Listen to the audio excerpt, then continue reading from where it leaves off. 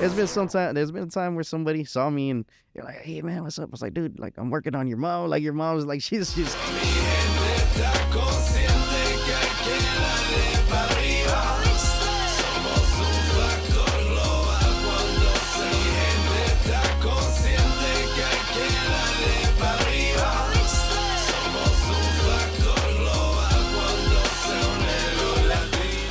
Welcome you and all to another episode of the Global Latin Factor podcast. I'm your host, Crispyola. Thank you very much for being here for another episode. There's so many options. However, you chose us and we appreciate it. Make sure you go and subscribe to stay up to date with everything we're doing, all the podcasts we are celebrating. As of the recording of this episode, 2 years, 104 episodes. Thank you very much. We appreciate it very much. Continue to support by liking, making a comment. Today we have an amazing episode. We have an artist, beat maker, producer, represented Dallas, Texas via Cedar Hill, half Salvadorian and Costa Rican, performed all over Texas and has recorded hundreds of songs. Not to mention, he's like a Kent Clark. He does the day thing, which is a firefighter and paramedic. Crispyola in the house. What's up, man? It's your boy Crispyola, man, coming straight out that Triple D. Hey, appreciate you having me out here. Not only that, hey, congratulations on y'all 2 years. Actually, today marks 2 years since my very first show I did in Dallas. I remember it was GT Garza on Cinco de Mayo. So, yep. That was at Slay House, right? Yeah. No, this one was at Club Dada. And it was... Yeah, it was with the Accomplice, exactly. Yeah. Yep. So, shout out We Lit Wednesday. They always held it down for me too, so. Awesome. Yep. Real quickly before we get started, we'd like to do a segment that I like to call, you're already familiar with it, Preguntas al Chile. Preguntas al Chile, fast Preguntas al questions Chile. like this or that. If you have not subscribed to the channel, go and subscribe to the channel right now so you can check these beautiful graphics. Big shout out going out to all the people that stream it on the audio. Apple Podcasts and Spotify, every single streaming platform that there is on the audio site. Thank you very much. We appreciate you. If you're ever curious about seeing what we look like, we do have a YouTube channel, and go check it out. Ready? Let's go. Are you sure? Oh, yeah. So I know you're not a Mexican. However, some of these are going to be Mexican dishes. Hey, but I'm from Texas, so shoot, we're around Mexican dishes all the time. But I got your other sides covered. Watch. Okay, well, pupusas. Tacos or tortas? I would go tacos. Corn tortilla, flour tortilla. Corn more authentic. You think I was going to do the regular pupusa thing, but it's gorditas or pupusas. I'm going to have to go with pupusas, but gorditas are bomb too, especially from Tapatios. Okay, I want to make it even harder for you. Mexican tamales or Salvadorian tamales? That's, because you could only eat like one on Salvadorian tamale. Them ways are fat. So they're kind of like Honduran tamales. Yeah, they're big. Yeah, the big ones. With the banana. Yeah, Actually, I know the Costa Rican ones are for sure, and I'm pretty sure the Salvadorians one. I believe they're the same type. Nice. And I'm gonna have to say, man, it all depends on how it's made. If you mess up the masa on either one, it's over. It's all out how it's made. So it's just it's either or. So which one do you pick? I'm gonna have to stick with my roots, man. Salvador? Yeah. Ole, pues. There's nothing wrong with that. The Mexican coca or jarrito? I'm a jarrito. I like that piña. The piña. The piña with a torta. Try that. Oh yeah. That's bomb. Bomb. Gallo pinto or casado? Oh, gallo pinto, man. That's breakfast every day. Oh, I didn't even realize, man, I went over there. They have gallo pinto at McDonald's over there. Really? Yeah. You go, I've been to different countries. We'll go and talk about that later. But yeah, absolutely. Yeah, but you go to different countries, and each country has their McDonald's will have like a native food in each place. Like over here it's just hamburgers, but you go to Japan, they'll probably have some sushi and stuff over there. Absolutely. It's just crazy. Actually, no, it was Mick teriyaki is what I had. I learned that on TikTok, one of the videos, how they have certain countries, they'll cater to the people. Sometimes they have their regular menu. Yep. But sometimes, like India, they don't do cow, so you can't have that. But they have their own variation or whatever menu they have. Yeah, it's pretty cool. Like that's my main thing when I go travel and stuff like that. Because I've been to a lot of countries. I did a whole European cruise and stuff like that. Tried all different foods and just trying what they got, and I always go to McDonald's just to see what kind of random things they got. So that's something that you do on purpose? Go check out the actual McDonald's to see what. Always. Oh yeah, you got to see what's there because they have something there. So gallo pinto, they actually have it in. Oh yeah, they'll have it at McDonald's. Wow. Yeah, I've had it. Crazy. Okay, moving on. Ceviche, tico, or pescado frito, fried whole fish. Ceviche. Salsa verde, salsa roja. I'm a roja. Menudo, pozole. Menudo. Valentina, tapatio, cholula, tabasco, hot sauce. Valentina. Conchitas, the brown ones, the white ones, or pink. Pink. All right, this was a fun one. A conspiracy theory that you can almost guarantee it has to be true. Man, the only conspiracy theory I can really think of is just because I randomly saw it on TV just the other day. It was the JFK movie. They talk about the magic bullet, and there's no way there could have been that. It had to be multiple different people, and it's just crazy how a president can go, and they never figure that stuff out. It's just the president of the United States. Yes, like it's just assassinated, and it's still a controversy to how it happened, because the way that supposedly the shot that he had, as far as what he needed to do, was like almost impossible to take the shot. And then there was maybe another second shooter somewhere in the grass, because eyewitnesses account that there might have been. Yeah, it's crazy. It is crazy. So do you think that there is some kind of something funny happened there? Yeah. Oh yeah. There's as a youngster, I used to believe in just what was told, and then you get older and you start seeing things. It's like everybody lies. Yeah, exactly. They tell you what you want to know, and it's just sometimes maybe you don't want to know what else is going on, because it's just like, dude, what? It's pretty freaked up. I think it's as much as I feel like, this is my conspiracy theory, that I know that the president knows that he can lie to the American public, and it's not illegal. Yeah. And I think most of the politicians know they can lie with no consequences, because later on they can either change the story or forget about it. Yeah. So, but sometimes I think that's necessary for the masses not to tell them, because a lot of the times our reaction, people freak. Well, just think about COVID. Exactly. There was no toilet paper for how long? See what I mean? So if there was to tell them if like something crazy is happening, whether there's outer space or here, it's kind of better just to try to, because of the way that we react. Yeah. And I see both ways. That way I definitely see it, and it's also it should be your right to know what's going on for real too. So I definitely see both ways. I do see both ways, but you see what happens when exactly. No, definitely the whole toilet paper. We tell you the truth, but y'all go nuts, berserk. Y'all hog the whole freaking toilet paper. Nobody has toilet paper for do y'all really want to know the truth, or you don't want to know the truth? I think it should be an evaluation done for each person before we tell them. Like, no, you can't handle the truth. We'll pass on. Just keep lying to you. Oh, you're ready. You're good. We can tell you, and you'll be rational enough to know that, that's not the way. Yeah. Okay, so whenever you hear the word Latino or Latina or Latinx, what first comes to mind? Just pride. I'm proud to be Latino, and not only that, but you pretty much everywhere you go, it's the unity. You go somewhere and you're still gonna have that Latin pride, even if you go to, like, I've been to Florida, they're going to consider me Cuban over there. I'm over here in Texas, they consider me Mexican over here. You go to New York, you're going to be Puerto Rican. But in the end, you're still kind of accepted everywhere. And in the end, it's, each culture is different, like we talked about, the foods are different, things like that. I've been to Spain, Spain is just, you could just look at the people; they're just way different, But I've been to Spain too. Yeah. It wasn't what I expected, no, exactly. I thought it was. It's more welcoming in the Latin countries than you go to Spain, and I can agree with that. Yeah, you got that same vibe. I actually like the Italy better. Yeah, I know, the same way, and And Germany, actually. I heard Madrid was good. I personally went to Barcelona. And Barcelona was a beautiful country, beautiful church there, most beautiful church. I went to the Vatican, and that church was. It compares to, but yeah, they definitely did not accept certain darker skinned Latino people. It's like you were not welcome. Imagine myself that was even darker. Well, I felt. I don't know. I felt it. Maybe it was just me, because sometimes I feel like.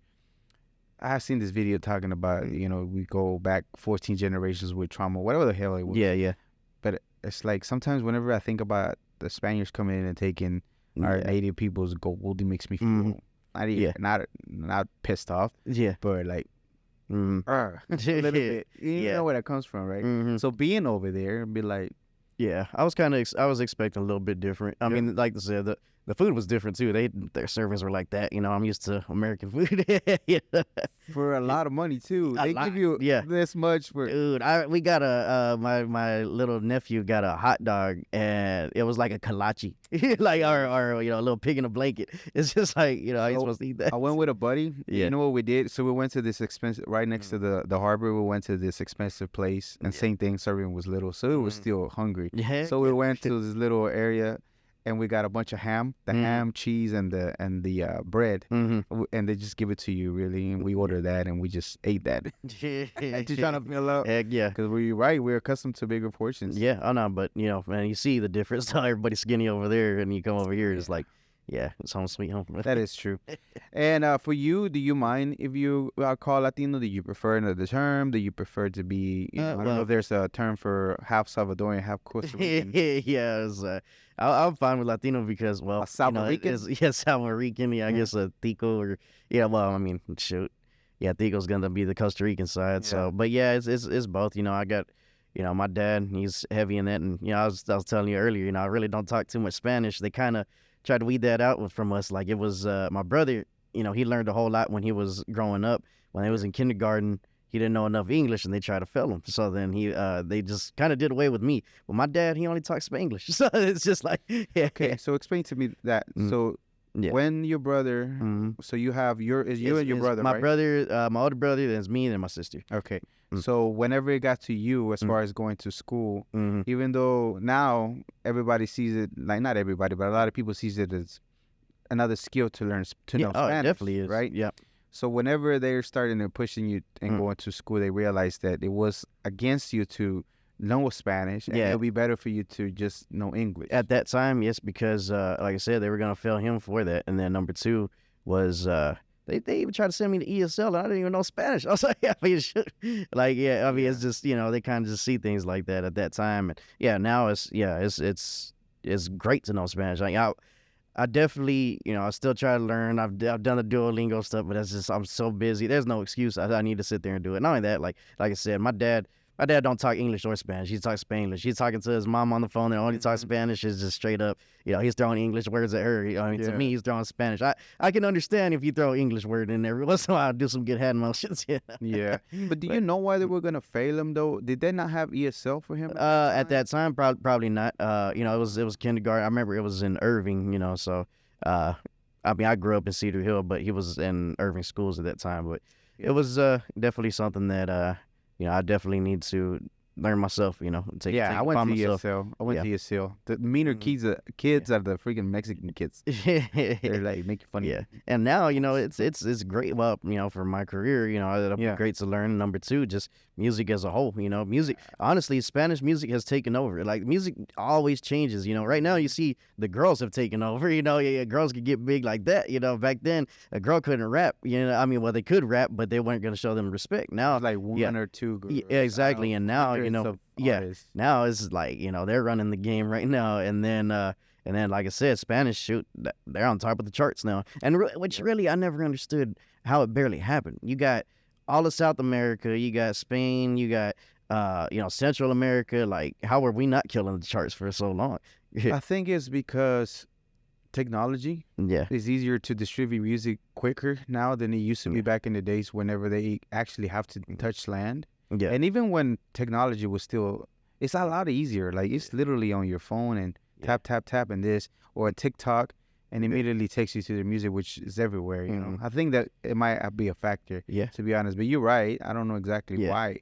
But it's good that now Reggaeton, Bad Bunny on top, Peso Pluma, and Regional is on top. And we've been jamming Regional since Regional was up there. Bora was like, jamming that forever. Oh yeah, like the Costa Rica side. I grew up on the salsa type musics and things like that, man. Yeah, salsa's dope. Dope, hard. You know how to? Oh no, I remember you had to take some lessons to get that, but still. I know a little. I know. Oh yeah, she could dance. She was a Spaniard, and she taught me how to dance. So we were talking about a video that you had to do, and one of the scenes was a little bit of like in a club salsa type vibing. Yes. And you don't know much about salsa, but the girl knows. I thought I did. I thought I could dance salsa with the best of them, but I mean, it's like going into oh yeah, I can fight, but let me go in there with a heavyweight boxer, 2-time champ. Yeah, yeah, Any boxer, period. yeah, exactly. Yeah, even an amateur. Like it's like, Yeah. I mean, yeah, I thought I could box, but no, yeah, You're right. It's a different world, especially mm, it's all muscle memory. That's all they do. You know yeah, what I oh mean? yeah, And exactly. then somebody that thinks Mm-hmm. that you can do everything, Yeah. which you figure out quickly. Yeah, it is. There's a particular reason why they do what they do, and they're really good at it because they're always doing it, Mm-hmm. repetitive. Yeah. Just like you gotten really well at putting and producing and everything because it took years. Oh, like, exactly. I remember back then when it take me, hours to make beats. Like I was telling you the other day, I was in the studio just in 5 minutes, just pretty much just sold a beat right then and there. They already knew, I already got the concept going. It was just fresh. It wasn't something I didn't throw no samples or anything. But it's just once you start learning, I don't necessarily learn how to. I know scales in the piano. I'm not gonna sit here and play you, a Beethoven song. Yeah, exactly. We're on the same page here. Yeah, I ain't gonna sit there and play you Beethoven, but I could get some stuff going and make some patterns and get it going. So. That's good because that's pretty much what you need whenever you're Mhm. producing music nowadays. But you need to know those bases. You need to know that foundation of that Yeah. to be able to get something. Yeah, going. and there's a lot of people that still play by ear. Professional people I've even known, like they're like, oh yeah, I don't know, I just play by ear, and it is good too. But when you start learning the skills, it's kind of more of a formula. Like I just got a guitar, just trying to learn that, and I'm just trying to translate it, just like trying to learn how to translate English to Spanish. I'm just trying to do the same way, and I'm getting the hang of it a little bit. I'm just. Is it a regular acoustic guitar? So I tried acoustic before in the past, and it was a lot harder for me to do. When I got the electric, it was like, oh man, I could strum on this a lot easier. Just the way you hit the notes, you could get that sound a lot easier. But it sounds so good whenever you get a Yeah. couple of good little. You need a little bit of sprinkling in there with it. Exactly. It sounds so Yeah, freaking good. yeah, and I'm gonna get to the point. If I can learn this, then I can learn the acoustic. Like I just need to learn the basics, make it easier. To me, the acoustic was either the guitar I had was hard to press on the notes, or it was probably it could have just been me. I tried it, but Mhm. my fingers were too chubby and I couldn't get. Yeah, the electric, man, I think you'd be all right. Like if you tried it, because I was the same way. When I did the acoustic, I was like, man, I'm never gonna get this, and I sold it. I bought it, but yeah, I took it but as soon as I got the electric, man, it was game time. Like I was like, okay, let me go ahead and put this. I didn't realize, because I bought so many instruments and VSTs and stuff like that. Like I have so many effects that I haven't even used, and there's this thing called Guitar Rig I got from Contact. I just plugged in my guitar into there, and make any kind of sound and stuff like that. So yeah, it's pretty cool. That's badass that you can do that. Cause that way, just your imagination is the limit. Wherever you wanna take it, you can. Okay, so you don't mind if people call you Latino? You're okay with the term being? It's not offensive to you? No, not at all. No, I mean it is. I wonder what is a half Salvadorian, half Costa Rican. I'm curious for me. Yeah. Who you think it would be, Carlos? I'll tell you it would be a Salvadorican, but there's Puerto Ricans. Yeah. The Costa, Salva Costas. Maybe Costa? Papusa Pinto. No. I don't think so. Bro. Don't get nobody offended. Okay, so your dad is Salvadorian. Yes. Right? And did he ever tell you about his journey over here? How did he get to the state? Can you share a little bit of how his journey was getting over here? Well, definitely, he crossed, and when he did, the first time he got lost. Where did they leave? Where did he leave Salvador? I can't remember exactly like what part it was, but I do remember him telling me that he, when he got there, he had gotten lost, and then from there, he ended up getting found. Went to the jail for a little bit until he got released out, and then he came back again, and then from there, he met my mom, and my mom was already a citizen over here, and from there it was. So everybody got their citizenship and everything. Okay, so he never shared exactly why he decided to leave. I know. Oh well, it's just the opportunities. It's the American dream. Yeah, and that's one thing. Like things are stressful here sometimes and things like that. But other countries they're a lot poorer. And now the American dollar goes a long way from. There's some countries I've been to where I thought, I was like, dang, it seems like the American dollar ain't doing nothing over here. Like as we're going to Europe, Europe. I was like, but then there's some where, I went to the Dominican, and it's just like, I was like, they get paid how much? Like, it's just by the cents. And you've been to the same places I've been. Dominican Republic, Europe, over there. Yeah, Germany. Yeah, Japan was probably my favorite. I didn't go to Japan yet, but it's on my bucket list. Japan, Miami, Costa Rica was beautiful. But yeah, I've been to a lot. Like everything that was on my bucket list, I hit. Only thing I still I need to take that cruise to Mexico. I want to go and see the pyramids. Yeah, for sure. Yeah, definitely, most definitely. But what about your mom? So she had already been here So she was also originally from Costa Rica, right? Yes. But how did she make it over here? Just my grandma, she moved over here. They decided to move They over decided here, and, the and same thing. yeah, same thing, the American dream, and yeah, I mean, like I said, sometimes this American dream doesn't seem like it, but then other times, I mean, shoot, it goes both ways. It's a beautiful country. Yeah. There is a few crazy things that happen, but to be honest, Yeah. of everything, if you ever travel, Yeah, and seen different places in the world, that's you'll what, realize that's what I'm saying. There's that, a reason why people came over here because there's I mean, everybody knows Salvador is this. Luckily, they're on the farm, but when he goes back, I mean, it's cutthroat over there. Like, I mean, the buses have to pay the gangs, the things like, I mean, there's stuff like that. Is it still like that? Because I think the president was changing things. Yeah, around. he's changing things around, but it takes a lot to change, that. And then only that, but with it being such a small country, and the murders that happened there just nonstop. Like, it was just, I mean, you're talking about a country that's, I don't even think the size of Texas, and like one of the murder capitals of the world. But they're beautiful though. They have beautiful beaches there. Oh yeah, they really do. Bukele, if I'm not mistaken, he was making radical changes, and the big prison, the mega prison, was already built. Had already pretty much gathered all the gang members that were there, and they were pretty much it was becoming more secure. Yeah, they accepted crypto and things like that, and they were trying to attract the surfers because the beaches are beautiful. Oh yeah, they say those are the best waves over there. And my family, I got some family in New York. They just bought some property over there by those beaches and stuff like that. So yeah, I mean, it's just, but anywhere you go, I mean, you can talk about some places in the U.S. like that too. It's, and of course the news is gonna sit there and throw. I never seen it, but I hear crazy things about Chicago. No, exactly. And I mean, like, I know the news try to they try to talk crap on New York, but I was just in New York the other day, and it was fun. Honestly and truly, like, so I expected, New York to be, that was awesome. Like, that was one of my favorite trips, man. Did you go to the World Trade Center? Yep. Man, that was beautiful. How do you feel? You feel it? I felt it. You felt it? I felt it too. Yeah, it was just. If you've never been to the World Trade Center, there's this, I can't even describe what it is, but there's a sense of this weird energy that you can feel.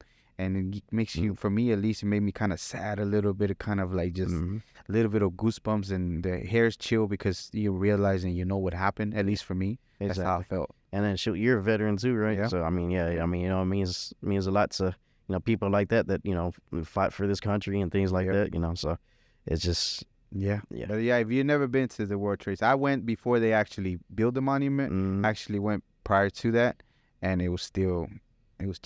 Yeah, it was chilly. Okay, so you were actually raised. You talked about it earlier. Raised in Cedar Hill, yes, Texas. Yeah. Tell me about that. How was that? Is that where you mostly were? You born there, or you were born in Dallas? So I was born in Irving. Was there till 4. Went from kindergarten all the way to 12th grade. I went to Cedar Hill. I grew up.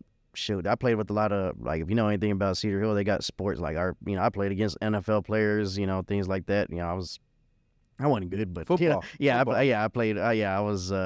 I wasn't too good, but hey, I played. Hey, at least you got to play some football. But yeah, I did every day. That was my life. At first I did that and made music, and that's that. I always sold my mixtapes at school. That's how I started. I was just sitting there. Just one day, my brother he was rapping, showed me his songs. Let's go back. Let's go start off on that because so you were raised and you did the regular thing, but then in high school, at about 14 years old, where you began diving into music, and you started was G-Force Stars. Yeah, it was G-Force Wolfpack is what it was called. G-Force Wolfpack. Yeah. Well, Wolfpack ended up being like the branch because it was me, my brother, my cousin. That was G-Force, and then Wolfpack ended up being the homies that came in through. My homie Matt B, Phantom, For Real. There was a few others, but. And what was your name at that time? I was always Crispy. At that time, you're still Crispy? Yeah, Crispy. It was always Crispy, but then, I changed it to Crispyola just because there's a lot of Crispies out there. Yeah, so we'll touch back on that name here in a second. So at that time, where did the idea of y'all getting into music? Was your brother the first one that started rapping? Yeah, so he did, like his homeboy did, so one day he just went in the studio and just did it. And was it a homemade studio that y'all go to? Was it your own house or somebody's house? It was somebody else's house at that time. Then from there, I made a few songs and then just. So you were doing mixtapes at that time? Yeah, we just. Do you remember your first song you recorded? Yes, it was actually called. I think what was it called? Was it called? There was Cedar Hill. What you call it? I can't remember what the first song was called. I'm gonna have to go ahead. Do you and check remember the name? Yeah, I remember the name. What was the name of the first? CD we had Fear No Fear mixtape. That's what it was called. Yeah, it was Fear No Fear mixtape. Uh-huh. Yeah, we had a lot of beats from just like how everybody does. You freestyle to some beats You and stuff remember the like that. beat that you first freestyle under? It was Lil Webby's the G shit song. Yeah, that was. And how did it feel to put the headphones on and Oh just man, start? it Like, was it was yeah, I knew it was what it was, and they did too. They're like, man, he's got it. So from there, just kept making music nonstop, and never so stopped. from then on, you used to yeah, I used to record. No, it was no mastering, just a recording part. Or within the homies, you were able to do the best you could. I mean, our stuff was you can't even like listen to it now. Like it's just you can hear all the clicks, the pops, the all that stuff. But you know what? They're still sold in school. I mean, it's just like when you listen to. Like I grew up listening to DSR. When you listen to their old mixtapes, you could hear the. I mean, it wasn't quality, but it didn't matter. You felt the music. And this and that. I mean, it was still really good. Classic music and stuff. And that's the same thing. Like at that time, I was selling those mixtapes. I listen to it now. I'm like, oh man, I gotta master. Well, actually, I went back to it. I got a project that I'm dropping where remaking, not necessarily remaking, but you know how like you can listen to DJ Screw music and then they put it in a hook and stuff like that. It gives it that old sound. Yeah. We've been doing the same thing, putting that some hooks and then just basically like revitalizing these old songs because I've been making music forever and these songs have been, they were only heard by me handing them out and stuff like that back in the day. Selling mixtapes. Now it's everything's digital, so it's like, all right, let's try to give it to the world and see what they see. So was there a particular one that stands out for you as far as like one of those hooks or something that you can still would like? Man, that was a really good hook to put on a So mixtape. there's a whole lot. Like we actually got I actually got a mixtape coming. That's actually what I'm working on right now. There's a song we got called 215s. That was just a car type song, raised out the gutter. I was just talking about being from the streets and stuff like that. We got was it Time Ain't on My Side, and that one, that's reality, especially right now. You see, life short. Do you have all those? Do you have a copy of each file for Yeah, those mixtapes? yeah, Every I got. single one. Yeah, I got. Oh That's the my! one thing I'm glad I got everything. I got the old mixtape. I got the old covers to them. I always try to at least keep one. Even though I sold them. But with every mixtape I sold back in the day, every time I used that money back into my music. I bought a little crappy microphone that you held by your hand like this, and it was like a stick.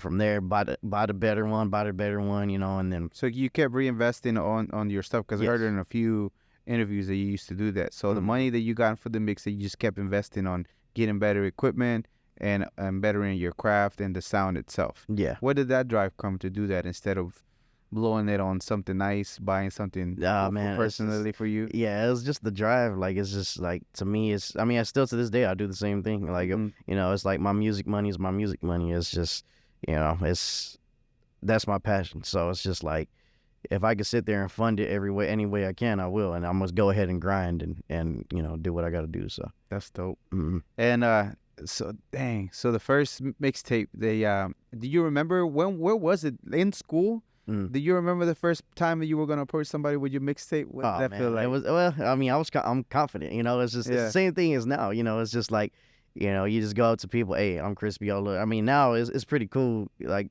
to do it now and just be like, some people come up to me. They were like, hey, Crispyola. I mean, I went to Waco. I didn't realize you don't realize who's watching. You never do. And it's just crazy. Like. I mean, even the same thing, like Joe Weed had told me about you. He's like, oh, yeah, I know who he is, saying that, both of us knew we were watching each other, but didn't even say nothing. So it's Right, just like, right. yeah. So we made the connection, but it's the same thing. You never know who's watching. And yeah, so it's just like, I mean, if you're confident, and that's the main thing in this game is you got to be confident in what you're doing. Because, I mean, I'm beyond, I mean, there's some people that, I don't really dig their music and stuff, but they've made it. And they made it because they're confident in it. Not only that, they had some people pushing it. They had, this, and that. And it's just like, if you believe in yourself, then I mean, you can get it going. So I mean, you have to believe in your music to put it out in order for other people to get that same belief. exactly. Even if it's strangers at the time, and then as we talked earlier, later on, the people will follow because they realize that I was there since the beginning. Like, no, you weren't. Yeah, What? exactly. I was yeah. streaming it. I just never told you. Appreciate you letting me know so I can tell people, hey, I got people over here looking at my stuff. Man, y'all go support some people, man. Why y'all be like that? For sure. That's one thing. Like like, I mean, right after this, I'm gonna go to the Unforgiven Live. I got, you know, a lot of homies out there that are performing and stuff like that. So I'm just Oh gonna yeah, go. that's today, Yeah, right? yeah, that's tonight. Renaissance. So You actually have a. We talk about that feature later, but you mhm. have a Renaissance Falcon feature. Yeah. That's cool. That was dope. Okay, so you actually have an actual career. You're a firefighter, paramedic. Yes. How long did it take to get that, and why did you go into that field? Why did you So want to do that? Hello, everyone. Thank you very much for being here. We hope that you are enjoying the episode. Please hit the subscription, notification, leave us a comment, a like button. Thank you very much. We appreciate it. Back to the episode. my main thing is I always wanted to help people. You know, I didn't know what I wanted to do, and my brother, he had worked on the highways and stuff like that, and it was during like one of the economy crashes and stuff like that. They end up laying him off, and he was trying to figure out what jobs to do. He was sitting there going through monster.com and trying to figure out what job. He's like, "Dang, firefighter, this sounds cool." And I was like, "It does sound cool." You know, I was like 17 years old this time. I was like, "Man, let me." So it kind of stayed in my head since then. Went to college, did my basics, and there was this fireman by the name of Marshall Allen. He was like the first black firefighter in Fort Worth. He no, he was the first one in Salt Lake City and one of the first in Fort Worth whenever he came down this way. And you know, he just had a real inspiring story. He ended up being paralyzed from the neck down, and he was just, you know, spoke to us, you know, told us his story. And after, you know, I went up to him, I was like, I always thought about being a fireman, and he kind of directed me into the right way. Told me who, you know, who I need to meet, who I need to talk to. From there, I went to EMT school, fire academy, and paramedic school, and EMT school was not easy. Yeah, not for me. You know, I had no knowledge of any kind of medical, you know, stuff. So that was a whole new field. And, you know, if you don't know, most people here, south of Fort Worth and Arlington, most places you have to be a paramedic as well. And you're running the In order for them to hire you for any of their houses, I don't know yeah, what they call it, firehouse, so fire there's some station. places you can still be an EMT, but most places run their ambulance and the engine. So like where I'm at, we run 2 on the ambulance, 2 on the engine, and then if we get a fire call, the 2 on the ambulance jump on the engine for the fire. So but you're dual certified. You're also a fireman. You know, fireman.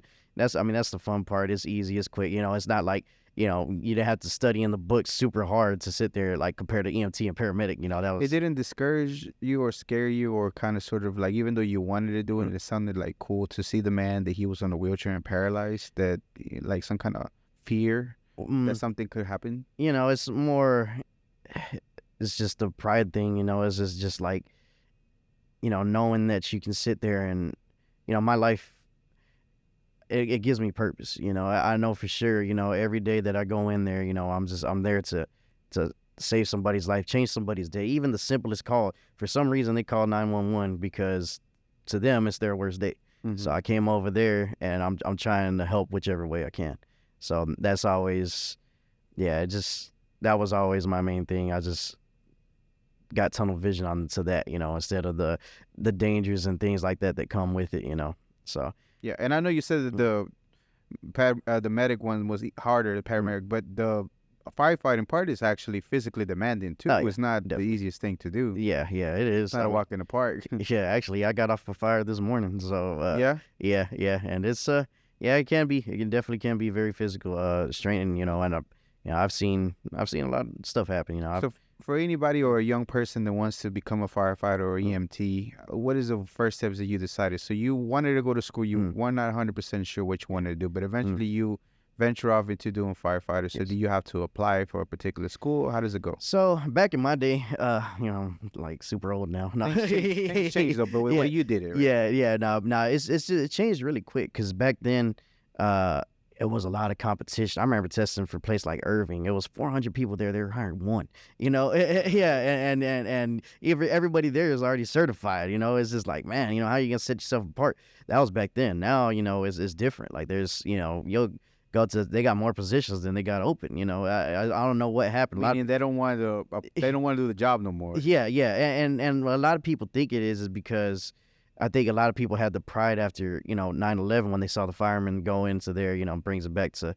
you know, going to New York and stuff like that. I had to go over there to see that, you know, but like a lot of these kids now, they didn't know, you know, that, so they didn't think about being a fireman or anything. That's what some people's theories is, you know. Also, we don't get paid like, you know, a Dr. Will or something like that, you know. It's just, but, you know, you do it more because It's like a selfless service type of work. exactly. Like at the end of the day, like you mentioned earlier, it's not necessarily the pay is the satisfaction for you to be able to help somebody, which is that Yeah. for some people monetary doesn't even come too close to the feeling Yeah. of accomplishment and that you were able to help somebody. Some Exactly. people will never understand Yeah, it, but I mean- selfless service is a big thing for some people. Exactly. I mean, I've literally, I've gotten life-saving achievement awards. I've gotten, paramedic of the year for my city, this and that, and it's those achievements that, I never even tell anybody about or anything. I mean, it's just, it means the world, and it's just like, yeah, I mean, it's about a lot more than the money, and yeah, so. So there is a firefighter school, at EMT school that you have to go to Yes, graduate. yes, And then yeah, they give so- you a certificate or an actual diploma. Or what do they So give you? I personally got my associates because I ended up I did my basics 1st. So all I had to do was take like 1 or 2 more classes, and then I got my associates. But I think nowadays to get your paramedic, you have to have your associate. I'm not sure. They changed things, but Yeah, all the time. yeah. So EMT school, when I did it, it was a summer long. It was tough. It was very fast. Paramedic was just adding on top of what you already knew, and then fire was. I mean, it's just. Yeah, it's fire. Like Is it academy, right? Yeah, it was. And how it long was you did academy. that? It was. I did mine it was a semester long, but it all depends. Every place is different. Dallas, they send their people through all that. Me, I've sent myself through all that. Some places you get hired on and they'll send you through it. So it all just depends. So on what you total want to do. maybe about 2 years or so. Yeah, about 2 years, a year and a half is what I took. Associates and then 2 years of whatever schooling you're Yeah. gonna do in addition. I pretty much got it was in when I got my associates. It took me 2 years because my basics was about that half a year, and then the other half was the all the other schools. I appreciate you sharing. I know that we're here to talk about the artistry part, but I thought it was pretty interesting to know that in addition, because during that time that you were doing, let's say, your adult career, you were still focusing on the music, right? yeah. You were still, focusing on the craft and improving your studio and continue to record during that time, right? Yeah. So like, I mean, I've been making music since I was 14. I never stopped. So that's always been my heart's in both of them. That's the thing. I love both equally. I can never choose one or the. I mean, it's both for me, and that's the thing. So our career, we work 24 hours to get 48 hours off. Every single hour I'm off, that's all I'm doing. I sat there. I make music nonstop. I barely started getting to where I started releasing music 2 years ago, and onto digitally and stuff like that, because I didn't want it to interfere with each other. And well, when my fire department found out I made music, they actually didn't care. That's what the main thing. I was like, man, I should have. Was there a fear that they were gonna that find was out you the did? main thing. There was a fear that I was just like, man, I hope I don't lose my job because of my music. But in the end, if people who listen to my music, I don't even cuss in my raps, and I try to just speak real life things. I mean, of course, in the end, there's music for everything. You got to have your club music, you got to have your real music, you got to have your sad music, you got to have your happy music. This type, that type, because I mean, it's all a vibe on what you're feeling at the time. I mean, you can't sit here and go to the club and think you're gonna listen to a sad song. It's gonna change the whole vibe. So in my music, I just try to put my mood and my vibe into it, but in the end, I can still do it, without, having to sit there and cuss and do all that. Was there be particular negative. politics or something in place that you kind of sort of read that made you want to think that if they found out you did music, that something was going to happen to you? Or Or just you just thought? No, I happen? know it's a very professional career. I got you. There's some things that I've seen people get fired for where it's like, man, I mean, they're just you're also a person. You got to realize that these are also people. You're not just. I mean, we are public servants. We gotta, but it's just, yeah. There's a reason why I wear these glasses and stuff like that, because I don't want. Whenever I'm at my job, I don't want to be noticed as, oh, hey, you're Crispyola. It's just, nah, I'm the firefighter that's helping you today or whatever. And there's been a time where somebody saw me and they're like, hey, man, what's up? I was like, dude, like, I'm working on your mom. Like, your mom's like, she's sick. Like, let me help her out. Like, yeah, let me do this first. Yeah, yeah, I'll give you a signature later. Nah, nah, they were, but it's kind of crazy. Like I said, you never know who's watching. I was like, what? It was pretty crazy. I see what you're saying, but I think that being a firefighter, like, it's very stressful, right? I mean, again, I'm not trying to change their policy. It's just talking, right? But I'm saying people are not wanting to do the job, and then it's professional, of course. You have to be. There's a lot of stress, but I'm pretty sure for you doing the craft of the music, it's kind of like not only an additional boost of life, Mm-hmm. but I'm pretty sure it helps you relax to do Yeah. and Oh yeah, and be detached from all that stuff that you get to see that exactly. is not like normal to see sometimes. And I don't, I'll sit there and I'll throw wordplay into songs that people won't know. Like the song "Pray." If you ever listen to that song "Pray" that I have, I tell you, a lot of the stories that I was on in that song, and that song meant a lot to me. And it's just like people listen to it, and they probably won't realize what I'm talking about. But yeah, if you sit there and really just take the time to listen to the words, because I'm real big on lyricism. I like to listen to music and know what they're talking about. I mean, to me, of course, like I said, you got club music, you got all different kinds, but I've always been one to sit there and like really listen to what people are saying. Okay, so how do you deal with all the things that you have to do every day? Because sometimes there's things that you like a bad accident, bad fire, and different things like that. Do they Yeah. give you additional before we move on to the Yeah. continuing with the music? Mhm. Do they do anything for you as far as offering additional counseling, additional? They Any- do, I've been they do. They offer all that. Like me personally, it's just been doing it for you do see a lot. I've seen things that, I can sit here and tell you, yeah, stuff I know that what you mean because I'm a veteran, Exactly. and I'm only bringing it up because I understand that certain things are not very common for a regular person to see Exactly. and Like be okay. there's been a lot of people that quit because of it, or they do get PTSD and things like that. And I mean, it's a serious issue. But me personally, the way I see it, every time I do something or something really bad happens, I know I did my best, and not only that, but there's nothing that I did wrong, or I mean, there's always a call you could be like, oh man, I could have did this different or whatever, but you never made that mistake to sit there and somebody's life was taken because you didn't do that or something like that. I got you. So, but yeah, just as long as I know, I'm always careful watching, doing what I'm doing, and making sure I train and get myself better every time, and even other calls, you got to learn from everything you're doing. So Absolutely. but Oh yeah. yeah, but that's the thing, they do offer all that, but also my microphone's kind of my Therapy. my therapist. So that's another thing that people got to see too. That's my music. That's why my music is my world. All right. So they find out your chief found out that I don't know if even the chief, you might be Yeah, the he chief. I don't found know. out, he But your chief found out that you. How did they find out that you the music? Man, I think because I used to. I mean, music's my life, so I sat there and I used to work for living a double life over here. Yeah, so I would sit there, I'd be freestyling in the ambulance and stuff like that when I was working at a private ambulance company. Yeah, everybody knows everybody. I mean, you don't even notice it in the music game. You know this person, well, this person knows this, but everybody knows everybody. And that's the same thing. Like, this paramedic told this firefighter, or this one heard me on this song and told, and it's just like. Yeah, everybody works part-time jobs. So like one of my captains had worked the cat had worked what is it? It was a part-time job somewhere with one buddy that I went to paramedic school with. He's like, oh yeah, he's a rapper. He goes by. And it was like Crispyola. I was like, yeah, Crispyola, yeah. Well, I think. Well, he knew, but when my captain heard, he's like, because I go into work one day, he's like, does the word Crispyola mean anything to you? I was like, what? I was like, who told you, man? Like, no, Crispyola, baby. Yeah, not I know, Crispyola. Yeah, and so then from there, shoot, man, they got some more than girls at a fire station. And so it's just, cool. I mean, it's a family. That's one thing. You're there, 24 hours a day with everybody, and you work other shifts, and but everybody talks. So the second they heard that, it's just it's spread, and it was just So after that, you was at a relief that they found out and you were able to move freely to record the music because you already don't do cussing words and things like. Because I feel you on that part, right? Because I released a song.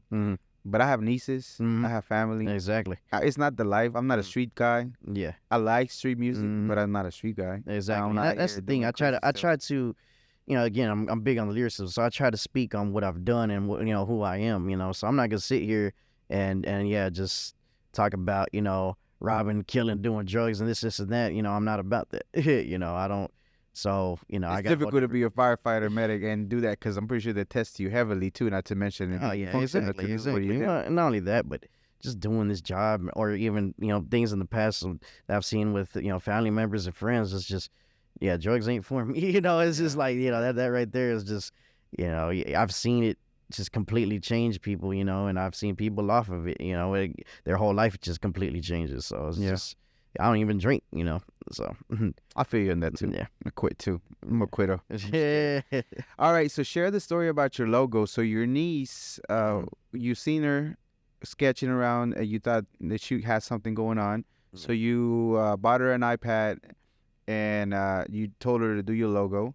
So why specifically did you go with the wolf? I think it's because of the Wolfpack, and you're the only wolf left. Exactly. But why was it important for you to support her by buying her the equipment to take that further? And why was it important for you to support her and for her to try to see if she can come up with the logo that you're wearing now? So to me, it was all about, well, first of all, show off the logo.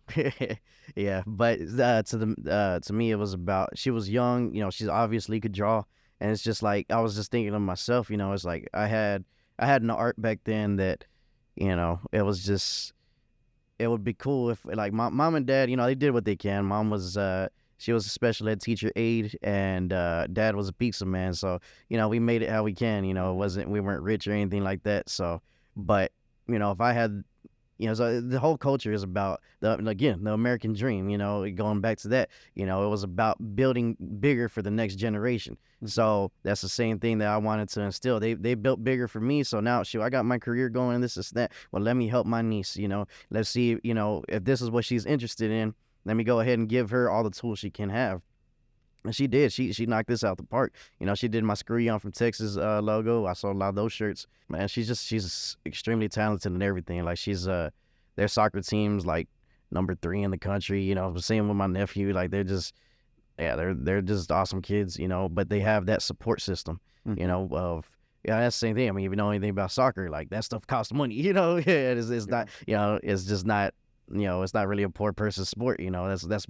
That's why I think USA is not too good at. So, I mean, they're getting there, but it's just like you have to be rich to play. Yeah. But yeah, so that was my main thing. Is I just wanted to give her the help that I wish I could have had, then too. Because imagine, if I wasn't recording on the stick, if I, stuff like that, or even piano lessons. Man, if she liked, if she was interested in piano or something, I'd be like, man, let's go buy you a piano, get some piano lessons. Actually, my other niece, she's probably about 7, 8 years old. She made a beat on GarageBand on her iPad, and I was like, what? So I was like, man, I need to sit there, and it was actually good. Like, wow. I'm not even, man, that's better than some of my stuff that some of my homeboys made. Like, I'm just like, but it's just like now I need to go buy her a piano so she can sit there and figure it out. Or actually just sitting there. But I didn't expect that. I didn't expect that I was gonna influence her that way. That's my other niece though. They're sponges, bro. Yeah, exactly. They're sponges. They're just watching everything. And again, back to what you were talking about. That's why I try to keep my music in a positive manner, because if you start spreading that negativity, then they're gonna be like, oh man, this stuff's cool. Let me go ahead and do that negative stuff. And some people can see it like that, and some people can't. Like, I mean, I grew up listening to 3 6 Mafia. I wasn't going out robbing, killing people or nothing like that, But yeah, I wasn't. That's all was jamming. Yeah, I was jamming, exactly. But there's some people that actually like took that to heart, and they're like, it's just, So I kind of want to do more of a positive influence, Of course, like I said, I still got my crunk song. Still got, there's a time and place for everything. So awesome. And then why the wolf? Why did you want to go with the wolf? And what is it symbolizes to you? I mean, I remember you with the Wolfpack, but now you're the only one doing still music. Yeah, exactly. So, and I'm kind of bringing them back with the like I said, when I brought that album that I'm trying to do with where I'm bringing all the old songs, I'm bringing all the old people too, because they they see what I'm doing, and they all support. They were there since day one, and no matter what, even though I'm the lone wolf, the Lobo that's still coming through, they've always been there too. So it still does mean a lot, and it's still it's all love. So that's what's up. So the lone wolf, and then the part behind it is just the artsy stuff that she got down with. Yeah. I just let her create it, and we had a couple different designs we did, and I wanted something simple enough where you could just like draw it real quick, and then just not like a crazy type of logo that you won't be able to draw. Like I'm something you could put on a watermark or whatever. But you've been that logo's been recognized in different places. Very memorable, because a lot of people say they recognize. They might not recognize your face, but they see it like, oh, that's you. Oh yeah, exactly. I'm telling you, man, these glasses do a lot. I've literally walked to people I've known and sat there and had my glasses off. Like, I mean, I'm known in the rap game. Like, and they don't know who I was. And then there's other people, my work, when they saw my first music video, they're like, why you letting that guy drive your car? Like, dude, that's me, stupid. Like, funny.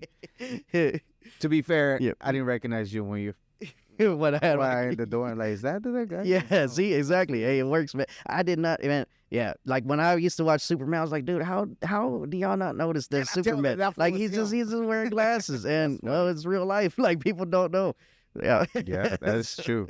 That is so true, bro. It does that. Okay. Yeah. So when you okay, so tell me your name correctly, Mhm. because I've seen it different ways. I've seen other people spell it different ways. Yeah. It's Crispyola, Yes. or is it Crispyola, or which one is it? And which one of your tios Yeah. used to be the one to call you Crispy? And why did he call you Crispy? Did he ever tell you why? Yeah. Okay. So Your first name's yeah. Chris, or around somewhere around those yeah, lines. exactly. My first name is Chris. Middle name starts with a P. I mean, it's just one of them things, you call your little nephew, whatever, that kind of sticks. But Crispy, he called me since I was a baby. He never told you? I think it just kind of rolled off the tongue, Rolled off man. the and but I mean, it's just everything kind of fell into place. Crispy. My name is Chris. Middle name starts with a P. Not only that, I became a fireman. I burnt my ear once on a fire. Crispy. It's just like everything just kind of fell into place. And it's just for rap, it's just well, shit, I'm fresh. I'm crispy. This is that. So what was the other question that you had on that one? The actual name Yeah. itself. Which one? Oh what is yeah, correct? Crispyola, crispy, OLA. Like I've. It's since always it's the- together though. That's why it's a little. Yeah. confusing. Well, no, it is together. Uh-huh. It is together. But yeah, like usually people try to spread it crispy, then Yola. I'm like, no, that's not what it. I even had a song, called Crispyola. It says, it's crispy. Don't forget the Ola. Ola. I didn't say Yola, Yeah, but it's we still. the Ola, not the Yola. I was listening to a song on my way over here. Yeah, they still put the Y on it. While some things like some blog sites were sitting there, re-promoting it and stuff like that, and it still said Crispy Yola, and I'm like, you forgot the whole point of the song. Crispy.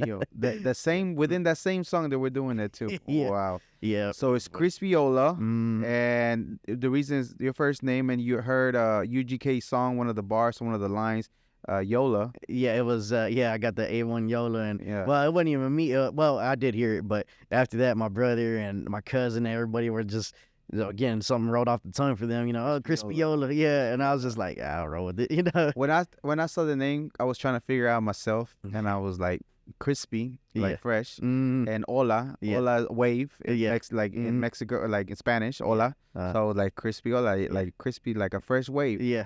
of Damn, that's music. dope. So I was like, yeah, I'll tell you, I it goes. wonder if that's what he was. Yeah, talking that's about. that's what I meant the whole time. Yeah, that's what you meant. Right? All right. That actually pretty dope. I might use that next. That's what I was thinking too. Whenever Yeah. I was like, without even looking at the stuff that I Damn, had bro. seen, On the real, Uh. like I do like that, man. New wave, man.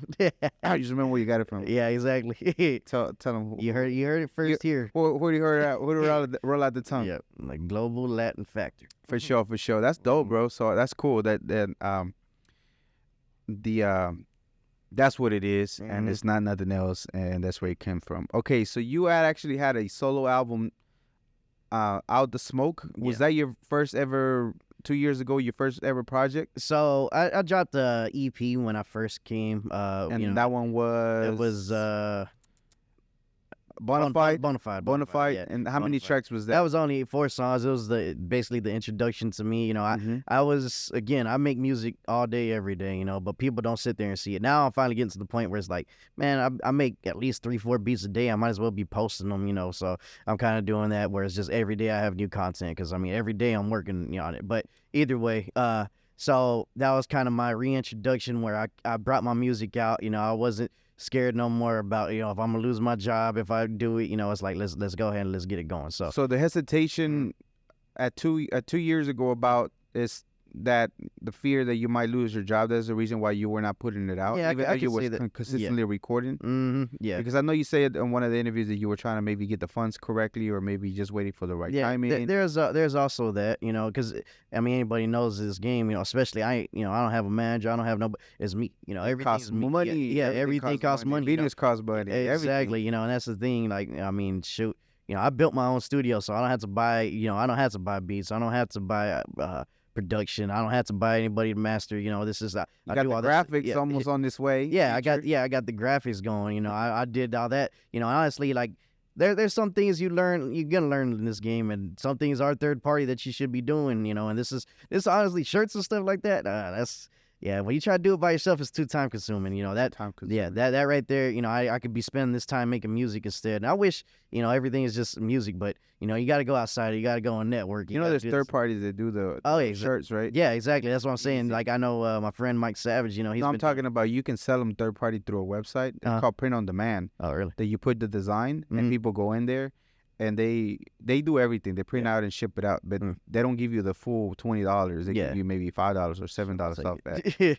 Yeah. But you don't ever have to worry about returns or anything like that. Exactly. Amazon doesn't. Printful does it. There's a couple other places. That Spring Tea that you just upload the image and send the link to people and they buy it and do everything. Yeah, I gotta get with you on that for sure. Like I know, because that's the thing. Like it really is. It's the third party. There's certain things that, yeah, you could do it, but it's just, if you don't have the equipment, it's just not gonna happen. Same thing as doing a studio. Like, yeah, I started off from having a little stick, rapping into and stuff like that. I started off with just Fruity Loops 5 Collider Pro, 2, and like now. I got all the industry standard stuff, Pro Tools, the newest Fruity Loops and, all the other stuff, but it's just everything costs, So. Yeah, but it took you a minute, about 15 years for you to get to where the point where you have your functional studio that you're able to do everything. You still here and there outsource a beat or if you like, but for the most part, you can still create from scratch, nothing, and then you can master yourself, master yourself. Exactly. So you don't have to go out and do that because that's also costly. So that's dope. Yep, man, it is, because then after that, then you got promo. You can sit there. Yeah. I can sit there and release a song, but what does it matter if nobody sees it? So then that's when it goes promo, and it's just. But and sometimes you think. Again, you think people ain't watching, but then you get a call from somewhere. It's like, yeah, that promo is working. Yeah. What about the business part on the side, on the back end, as far as your royalties and all that stuff? Did you So everything sorted I out? personally do everything through DistroKid. So I do everything. I get 100% of the splits. I've learned that side of the business. Again, I got to keep learning different types of ways and different things. I know it's just tough because people who don't know who you are, or people even that know who you are, they want to take advantage of you, and I don't want anybody to do that. But at the same time, it's like, who do you trust in this game, and that's the hard thing, because, okay, let me go sign with this guy. Well, what are you going to do for me? Oh, yeah, well, I'm going to take 30%, but, what are you going to do to market my music?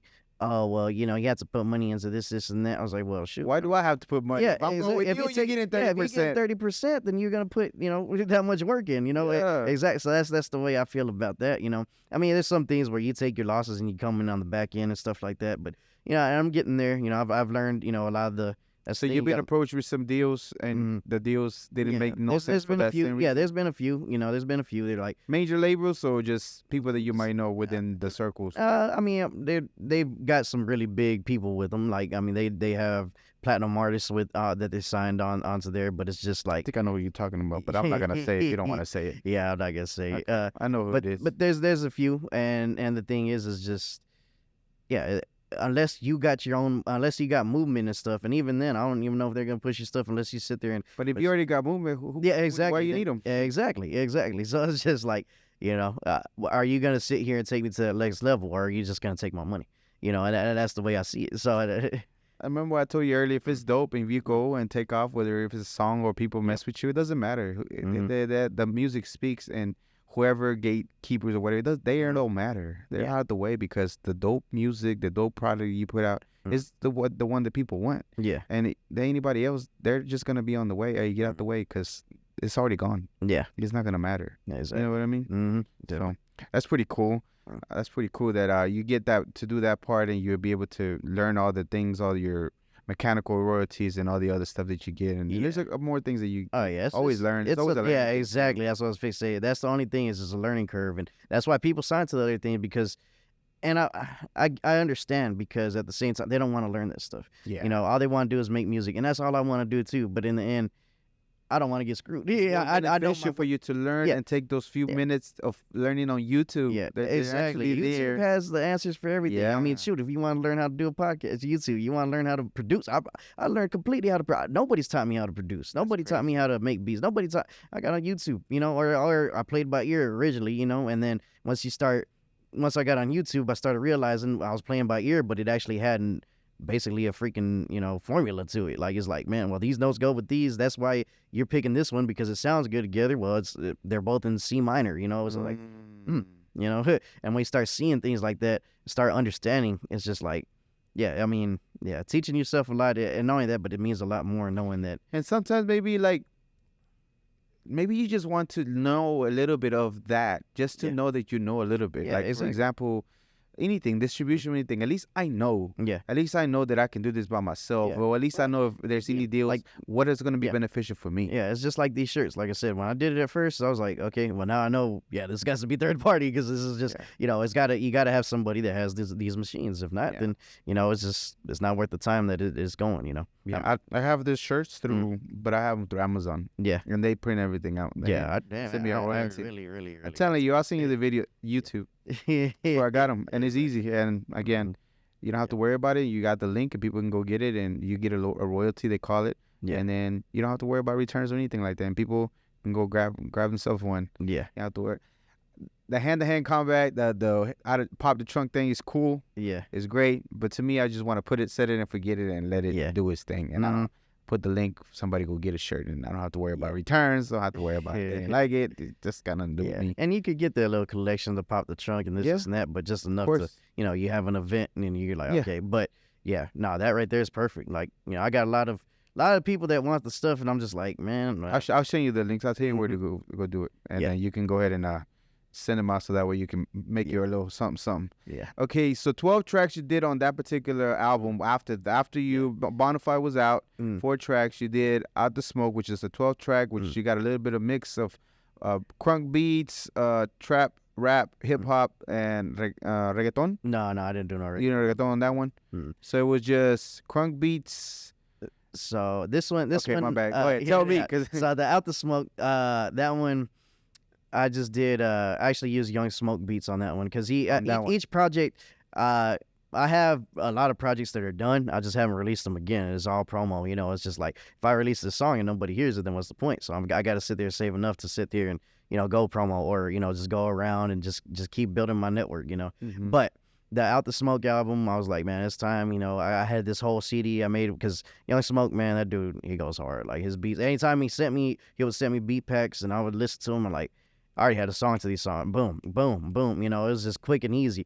And, it's just what I felt at the time or whatever. And, like, I usually make my own beats, but that one I just had to use them. It was just like, man. So that one has its own theme. They're all Young Smoke type style beats. And, it starts off, go for broke. I meant every single word of that. And, I got the crunk stuff, fun stuff in the middle. And at the end, it's more of the storytelling, and,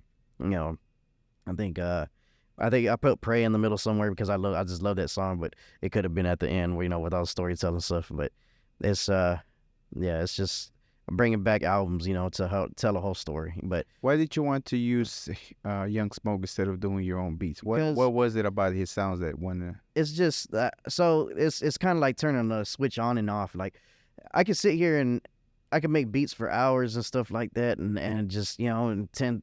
There's been times I make 10, 15 beats in a day if it's a really good day, and I'm good stuff, but it's just like I'm in beat making mode at that time. It's just like at this time I'm not thinking about writing, and there's times where I'll be dreaming and I'm like, oh man, I got to make this type of beat because I got this type of song going, and I've done that a few times, but sometimes I just make them to make them just to keep improving my craft. Well, if somebody sends me a beat or something, it's a whole different type of vibe.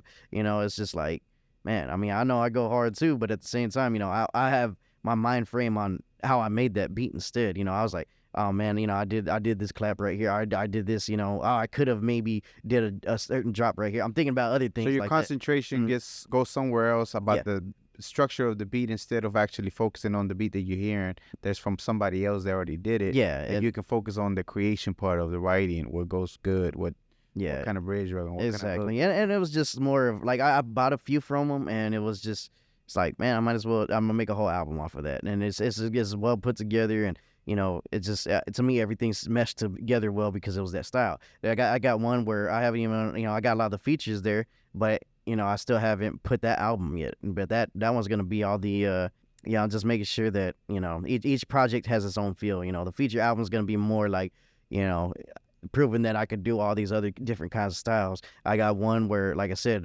that one I'm really excited about. It's it feels like it's 15 years in the making because it's the songs that I made from original all the way to now and just throwing them into the Will mix. that one coming here in the near future? That one's gonna come soon. Then I got one with You have a name for it yet? that one, I feel like I did have, what was it called? No, did I have it? I can't even remember. No, I don't think I had a name for it yet. I know which ones I wanted to push so far. I got to shoot the videos to it. There's a lot of videos I have that I still haven't released yet because it's like, again, promo. You know, right now, you know, my stuff's moving pretty hot right now, so I've been dropping a video like every week. But you know, in the end, you always got to think of, you know, what's the best way. There's people that, you know, push a single for, you know, 2 months, you know, and that single gets hot. So Yeah. you know, it's just all about doing that. But yeah, I got one with the singer, you know, Dahlia Sanchez. She's killing it. Like, I mean, dang, she can really sing. So I got a whole project with her that I'm gonna drop. Got one with my homeboy Matt that I'm gonna drop. And then I got a strictly solo one too. That's 4 different projects right there. Just each one has its own style, you know. That's dope. Okay, so my bad. I got mistaken. You actually do the beat start is where you start showing your actual beats. Yeah, And that's where you have including trap rap and reggaeton, R&B, and all those kind of things. Exactly. And as a producing. Yeah, exactly. I've always tried to learn, and to me, it's more because I could do trap all day long, and it's just like, you know, it gets boring to do the same thing over and over. You know, it's like I want to sit there, like, you know, I tell people, I'm like, hey, I'll just text my cousin or even somebody random, hey, what kind of beats you want me to make? Oh man, you know, make a rock beat. I was like, oh man, that's gonna be tough because I know, you know, but I'll sit there and I'll do it, you know, and it just gets me better at my own music, understanding different ones, you know, because then you get to kind of mesh what you learn from this style into this one, you know, like kind of like that Got It song that I got with Cap G, you know, it's a salsa trap style, you know. I know salsa, I could sit here and make salsa, so let me go ahead and mix that with some trap, and then boom, you know, made me better at my own style. That's crazy. So, yeah, that's dope. So you do have some notable features: Little Flip, Cap G, Renaissance, Big Tug, Mr. Lucci, T-Rock, Cheddar Loke, and all of them you've done a video with. And you like to do the song and the video because of why? So me, like, it's more of you know, do I vibe? You know, it's not. I don't want it just to be like, hey man, here, like, let's do this feature. Nah, I'm like, do you know, you gotta know who I am, and not only that, but like, you know, if we vibe, like me and Lucci, man, Lucci cool than mud. Me and Big Tuck, you know, cool than mud. You know, there's certain features I've done where it's like, okay, well, you know, that was just what it was, you know. But it's I mean, like me and Cheddar, you know, we were real cool. That K-Pack got that one going. There's certain ones where, like, most of the ones I chose were people I grew up listening to. I still remember, you know, listening to Lil Flip CD at the same time of, I just had that one in rotation with Mr. Lucci, Mr. Pookie CD, and Get Your Mind Correct with Paul Walker Millionaire. I just remember listening to that was a whole year, 2 years, just listening to those CDs nonstop, you know. And yeah, I got songs with, you know, Lucci and Lil Flip, you know, Big Tuck. You're from Dallas, you know, I mean, you grew up listening to Big Tuck, so you still to this day, outside the realest. Yeah, so then the other ones that happen is just kind of like, you know, like K-Pack, you say, oh man, you'll be real good if you had a song with Cheddar Loke, and it did, man. Honestly, that one did better than it did better than a lot of the other, you know, platinum artist features. Real Texas vibe. He has a following. Oh yeah, he's got. I know, and Cheddar goes hard. Cheddar goes hard. He's got a podcast, chill podcast too. So shout out to him. He just became a father. Not that. Yeah, I saw that. Yeah, I saw that on Snap. Yeah. Nah, me and him, we cool too. You know, his he does a lot of stuff with K-Pack, and you know, it's certain, like the Cap G one, Accomplice. You know, he hit me up for that. I was actually at work sleeping. He's like, hey, I got Cap G in the studio. You want to do something? I was like, you got anything with the open verse? Luckily, I you know, I got thousands of songs, hundreds of songs I haven't released yet. I was like, well, I got this with the open verse, and it was that Got It song. And I sent it to him. I fell asleep, woke up the next day, and there you go. Yeah. So for these, if you don't mind, it's up to you if you want to share it. Now, these are something that you still have to pay for at this moment. Yeah. Some was a mutual thing, and I mean, it's just like anybody else. You know, it's just like some's mutual, some's like, okay, well, you know, at what status? Especially when I very start. Like now, I don't even do features no more for the most part. I'm just like, you know, at first it was more of, okay, well, you know, how do I get my name out there? You know, I was learning the game, you know, and the way I see it now is I'll put money into promoing myself. Imagine those thousands of dollars I spent there into just promoting one song or something like that. You promoting them too. Yeah. They don't do it the same way. They don't promote you. Yeah, there's a few. Yeah, there are. Probably the GT Garces will, but not the other ones. Yeah, exactly. It all depends. Like, there's actually a lot of them did. like I said, there's some where like the relationships where actually, I mean, I see them, hey, what's up, but yeah, nah, there's some where it's just like, yeah, I stopped doing that for, yeah, when I did the Out the Smoke album, it was just kind of more of a, Crispyola New Wave. That's what's up. Yes, shit. The Crispyola, Yeah. the crispy new wave. Yeah. All right, we're running short on time. You're gonna be at Private Hip Hop coming up soon, right? Yeah, I just did theirs. You did that? Yeah, I did that Thursday, last Thursday, I believe. last But Thursday. yeah, You that's were pretty there. cool. I got hit up by them. I know a lot of people. Like I got a huge Waco fan base. I got a lot of love for them. I didn't. That's probably because of Joe. Yeah. Well, Joe, so I went there. It started with Tex from Hustle Town Yeah. Network. Like he came to Dallas for I don't remember which show, but me and him were cool. He ended up staying at the house that night. The next day we went to what you call it? He had that show over there, and I was like, all right, man, let's go ahead and let's go to Waco. I was like, all right, man, I'll go too. So I went, and they had I think it was Straight Out Texas over there, and I just went to Network, and that's whenever I met A.B., Mr. Music Writer, and well, they came up to me like, you're Crispyola, huh? And I was like, hey, I didn't know people knew me, and when they told me that, I kind of chilled over there. They're like, hey, I was like, well, who do I need to tap in with here in Waco? They're like, Joe Weed, and I was like, okay. So I tapped in with Joe Weed and Texas Digital, Down Texas Podcast. Shout out to them. They did help with the Waco stuff, but Prescription's the one that he was holding that event, and then I met him through there. He played my song. Yeah, I might have paid skip the line. yeah, Play it. yeah, and that's See the what thing. people Yeah, I ended up being hosting on there, which was cool, because all I ever did was just show some love. I mean, every once in a while I'll throw a song on there, but it's just, I did do my whole album release on there though. I was like, all right, my album's dropping tonight. Let me go ahead and do this. And, Hey, smart. Yeah, exactly. You have to put your money. Okay, we're running short on time. So right now you're pretty much on the putting out projects and networking and trying to be out there more now that you know that you're not going to get fired. Yeah. And continue to work on it, and that's dope. Yeah. Okay, so before we let you go, can you tell me all your social media and what other projects that you have coming out? All right. So everything is at Crispyola, Crispyola. And, luckily, it's not a name that anybody else uses. So, you can look it up on Facebook, YouTube, Instagram. I don't do much Twitter, but I got Twitter, what you call it, TikTok. I'm really heavy on Instagram. That's the one that I do most of my stuff on. So, but yeah, got a lot of projects coming. So y'all stay tuned. Shout outs? Any shout outs that you have? Shout out Joe Weed. He kind of, set this up, Texas Digital, Down Texas Podcast. We talked about script, shout out Infamous Tex, Hustle Town Network. Shout out to y'all. Shout out, I see TDM on the back of your, got him right here. So shout out TDM, shout out We Lit Wednesdays, trying to lead, Accomplice, shoot. I mean, I could do, the list goes on and on. LGM has put me on. He helped do my album release party at Nubius. Shout out Nubius. They got an event tomorrow. Shout out, Rennie's got the Unforgiven live today that I'm gonna go to after this. So this is gonna be released probably 3-4 weeks from now, but they give you a shout out. Yeah. So I got a lot of stuff. Just made a lot of relationships in this when I go networking. Make a lot of real good friendships, and stuff like that. So. Just shout out to everybody if I forgot you. Oh, shout out DJ Emrod. He started this DJ Flair. All the DJs who spin my stuff, played them at clubs, played them on Those are the homies. Well, I don't know Emrod. I've probably seen him, but I know for sure Flair. Yeah. Oh, and for sure DJ Kane. Kane. Yeah. Kane. All right. So the I know who they are. The what is an important lesson that you learn in the music business that you would tell your younger self? Yeah. That will help somebody else.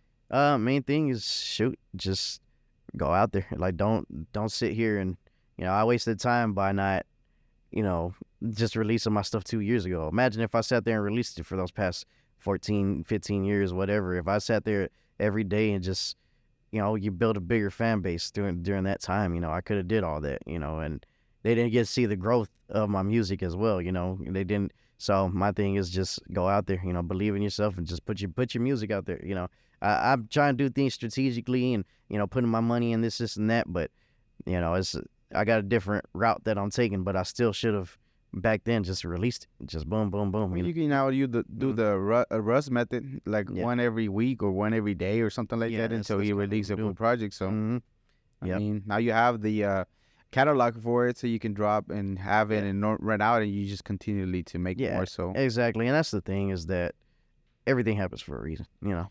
So I don't know about all that, but I'm just saying there's a reason why the timing that you were waiting for now is what it seems to be the time. Yeah. And then now you're seeing the movement and the people interacting with it at this moment of time. Yeah. So, all right. So we usually, when I wake up or sometime during the day, I say saying that I heard a long time ago: I'm not immortal. I am mortal, and I will die one day. And I know you mentioned earlier, life is short, but not to scare me, but to realize that life.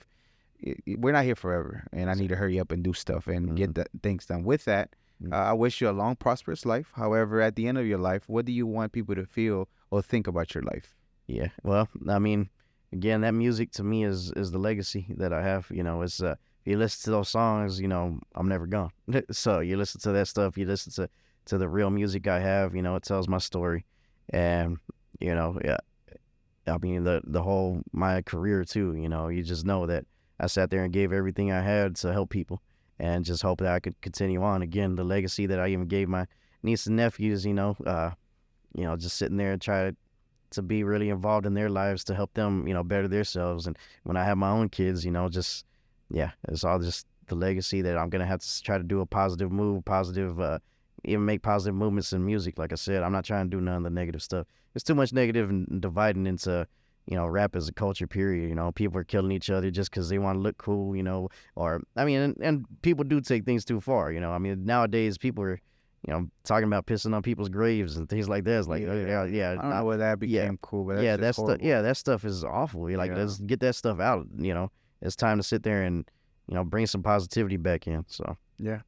Absolutely. And again, I appreciate you very much. So to be more transparent, I had a guest. Didn't come through, but we had talked before about doing something in the future. I have kept an eye on you because, you know, the music industry here is, I don't focus, this podcast is not for musicians only. I know I appreciate y'all, a lot of artists trying to tap in, but I like to keep a spread of different people, producers, entrepreneurs, women writers, everything that I can put in here, not just artists. And I know some people know me from music because they know me around, but I'm not focused on artists a lot of the times. So I try to spread them out.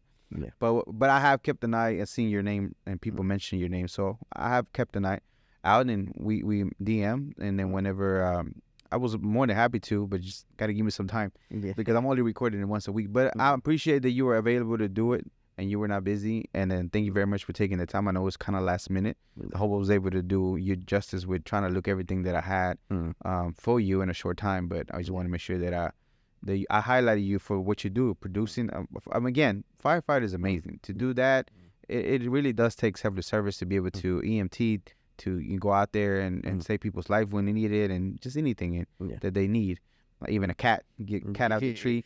And just in general, you just learning how to do everything yourself with the beats and everything, and start now able to release your music to the world, I think is amazing. So without a doubt, Crispyola, you are a global Latin factor. Thank you very much for taking the time of being here. I appreciate it very much. I appreciate you inviting me out for sure. All right. This was another episode of the Global Latin Factor podcast. Remember, we are just like you. We are people. We are the spice in this melting pot that it is the world. Till next time. Paz. Go subscribe. Subscribe.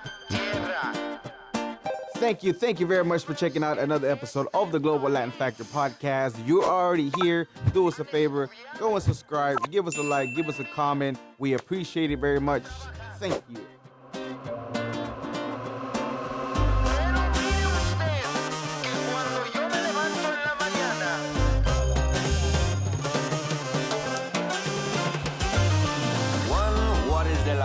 Walks like a pero, but in fact is a flamingo. Coming to Havana and reach from Puerto Rico.